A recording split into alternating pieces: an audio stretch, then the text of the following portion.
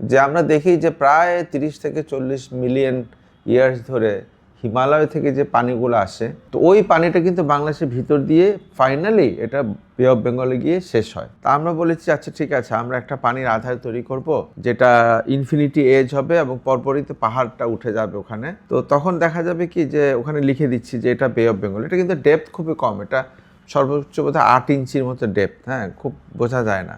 কিন্তু যেই পাহাড় মানে রোদ এসে পড়ে বা পাহাড়ের ছায়াটা পড়ে, আকাশে রোদ মুভ করতে থাকে, হ্যাঁ, তখন ওই পানিতে কিন্তু সব কিছু ঘটনা ঘটতে থাকে ওখানে। তো ফলে হচ্ছে কি পুরো পাহাড়টাকে যে ধারণ করতে পারে বে অফ বেঙ্গল, সেটার যে স্কেলটা, যদিও স্কেলটা অত বড় না, না, বে অফ বেঙ্গল তো বিশাল একটা, কিন্তু আমরা তো ছোট একটা উঠান করেছি পানির। কিন্তু যখন অ্যাক্টিভিটিগুলো ঘরে, রিফ্লেকশন আসে, রিফ্র্যাকশন হয়, তখন মনে হয় কি এটা মানে স্কেলটা এনলার্জড হয়ে যায়, ফিল করা যায় না, মনে হয় ওয়াও অনেক বড়।